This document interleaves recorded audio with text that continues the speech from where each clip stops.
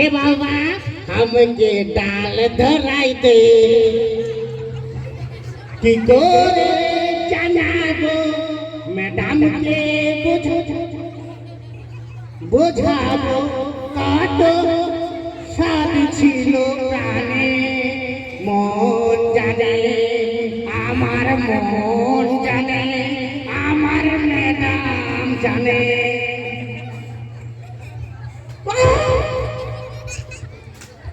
বাবারে একেই শীত আমার পরপরটি ভোল্টেজ লাগিয়ে দিল পিছনে। দাঁড়া ও কত রাত একা থাকবো, আর কত রাত একা থাকবো, চোখ মেলে দেখবো না যখনই ম্যাডামকে দেখি আমি তখনই, চোখ মিলে দেখবো না যখনই ম্যাডামকে দেখি আমি তখনই।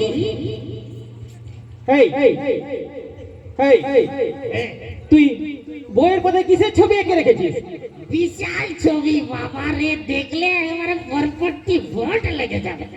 কই কই আমি দেখি তো। বাবা রে এই ছবি আমি কিছুতেই দেখাবো না, তুই যখন যতই দে দে দে দেখি তোর মজাটা। কিসের ছবি দেখি?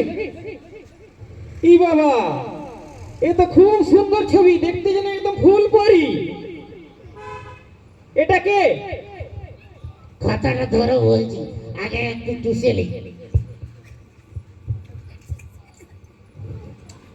ম্যাডামের ছবি বাবা রে, আমি যেখানে পড়ি না সেই ম্যাডামটা কি দেখতে মারি, হ্যাভি দেখতে। ইস, তুই পড়াশোনা করতে যাস না ম্যাডামের সঙ্গে ওরকম করতে যাস? আমি তো পড়াশোনা কিছু জানি, শুধু ম্যাডামকে দেখতে যাই। পড়াশোনা বাদ দিয়ে শুধু ম্যাডামের পেছনে ঘুরে বলবি? তো কি করব, ম্যাডাম এত সুন্দর দেখতে, তো আমি কি করব? তুই ম্যাডামের সঙ্গে প্রেম করছিস? তোর মতন বয়সে যখন আমরা স্কুলে যেতাম তখন ওই ম্যাডামকে দেখে ভয়ে আমরা পেচ্ছাপ করে দিতাম, আর তুই ম্যাডামের ছবি নিয়ে ঘুরে বলছিস? দেখি ম্যাডামের ছবি তোর কোথায় কোথায় আছে? কোথায় কোথায় আছে? আমার বুকে আছে, আমার এখানে আছে, আমার এখানে আছে। থাক থাক থাক থাক, আর বলা চলবে না, তোর সব জায়গায় ম্যাডামের ছবি আছে।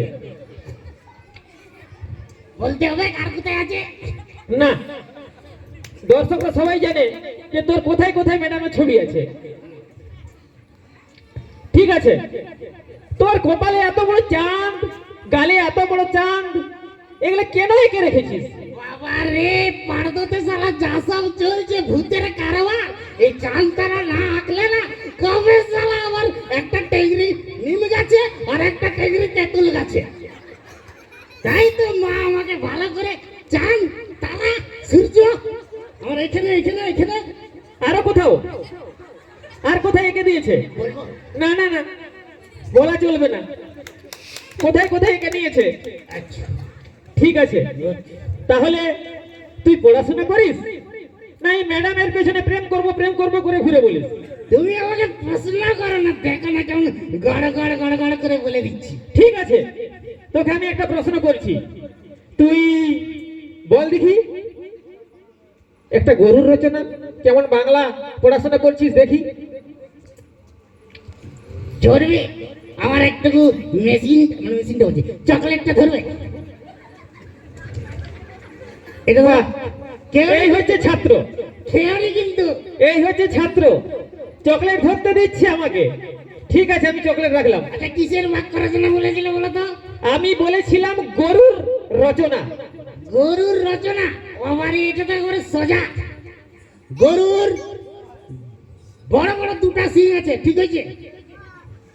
গরুর চারটা পা আছে, গরুর বড় বড় ছোটা বাট না চারটা বাট আছে, আর সেই বাটটা দিয়ে আমার দাদু না ঠাকুমা সব বিকাল বেলায় টেনে টেনে দুধ দই আর সমিতিতে দিয়ে আসে, আর সকাল বেলায় গরু পটি করে, আর সেই পটি আমার ঠাকুমা রগড়ে রগড়ে কি দে ওটা ঘুটা দে বাবা রে সে কি বিজনেস আমার ঠাকুমা ওই ঘুটা দিয়ে একদম ফ্যাল লাভলি লিপস্টিক সব কিনে নিয়েছে। ঠিক আছে, তাহলে তুই যদি এত রচনা পারিস, তুই একটা দাদুর রচনা বলতো। অক্সিজেনটা দাও দাদুর। এ বাবা যাস দাব গরুর রচনাটা তো পড়েছি পরীক্ষায়, মাস্টার বলেছিল পড়বে বলে। দাদুর রচনা তো ভুলেই গেছি, এখন কি করে বলবো? যা ওই গরুর রচনাটাই দাদুকে ইন করে চালিয়ে দিই। দাদুর বড় বড় দুটা শিং আছে, দাদু বড় বড় চারটা পা আছে, দাদুর বড় বড় চারটা বাট আছে, আর সেই বাটটা আমার ঠাকুমা টেনে টেনে দিয়ে সমিতিতে দিয়ে আসে। আর সকাল বেলায় আমার দাদু যে পটি করে সেইটাকে রগড়ে রগড়ে বড় গন্ধ ঘুটে দেয়, বড় গন্ধ। আহ, খুব সুন্দর তো তুমি রচনা শিখেছো। ঠিক আছে, তুমি যদি এত সুন্দর রচনা লিখেছো, তোমার দাদু সব শুনছে এবং লাঠি নিয়ে বসে আছে। অক্সিজেনটা দাও, নিয়ে যাও। ঠিক আছে, তুমি একটি কবিতা বলে শোনাও তো, দেখি কেমন পড়াশোনা করছো। আতা গাছে তোতা পাখি, ডালিম গাছে মৌ, হঠাৎ দেখি আমার পাশে শুয়ে নাই বউ। তারপরে তারপরে আতা গাছে তোতা পাখি, ডালিম গাছে মৌ, তারপরে ভুলে গেছি। ঠিক আছে, তুমি অনেক ছড়া বলেছো। অক্সিজেনটা দাও। তোমাকে একটা অঙ্কের প্রশ্ন করি। বলো। তুমি খেতে বসেছো, তোমার পাতে চারটা রুটি দেওয়া হলো। বাবা এতগুলো রুটি আমি তো খাইয়েই নি কোনোদিন। তুমি এত চারটা রুটির মধ্যে হ্যাঁ, আমি যদি চারটা রুটি নিয়ে নিই, হ্যাঁ। তাহলে তুমি কি খাবে?